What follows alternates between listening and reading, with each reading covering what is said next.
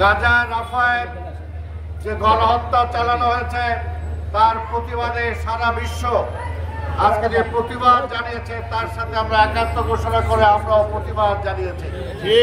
আমরা ধিক্কার জানাই ইহুদি ইসরায়েল কর্তৃপক্ষকে, যারা সেখানে ছোট ছোট শিশু বাচ্চাদেরকে পাখির মতো হত্যা করছে। আমরা ধিক্কার জানাই বিশ্ব বিবেককে, যারা এখন পর্যন্ত এই বিষয়ে কোন কার্যকর ব্যবস্থা গ্রহণ করে নাই।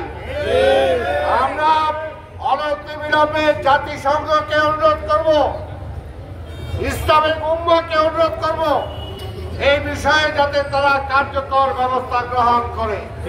আমরা পরিষ্কার বলতে চাই, বাংলাদেশের মানুষ আমরা বেশিরভাগ মুসলমান, আমরা কখনো ইহুদিবাদের পক্ষে আমরা ছিলাম না, কিন্তু আজকে দুঃখের সাথে বলতে হয় বিগত সরকার যারা 16 বছর সরকার ক্ষমতায় জোর করেছিল, এই ইসরায়েলের সাথে তারা কূটনৈতিক সম্পর্ক করেছিল।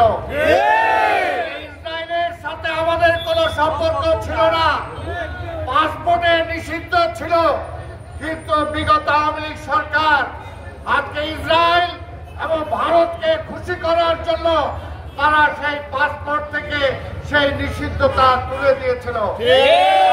বলতে চাই, এখনো সেই ভারতের আধিপত্যবাদী শক্তি চায় বাংলাদেশে যাদের শান্তি না আসে, বাংলাদেশ থেকে যাতে ইসলাম বিচ্ছিন্ন হয়ে যায়, এখনো তারা সেই ষড়যন্ত্র চক্রান্ত করে আমাদের মধ্যে বিভিন্নভাবে বিভেদ সৃষ্টি করার চেষ্টা করছে।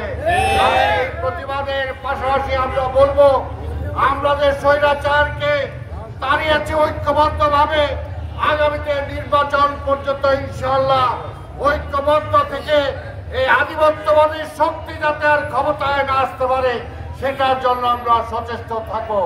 আমি বক্তব্য দিয়ে আপনাদের সবাইকে, মসজিদের president, secretary, senior vice president সহ আমাদের খতিব সাহেব যারা আছেন, অন্যান্য কর্মকর্তা যারা আছেন, সবাইকে আমার পক্ষ থেকে, আদাবরবাসীর পক্ষ থেকে ওনাদেরকে এবং মুসলিম উম্মাহর পক্ষ থেকে ওনাদেরকে ধন্যবাদ জানিয়ে আমি আমার বক্তব্য শেষ করছি। খোদা হাফেজ। বাংলাদেশ জিন্দাবাদ।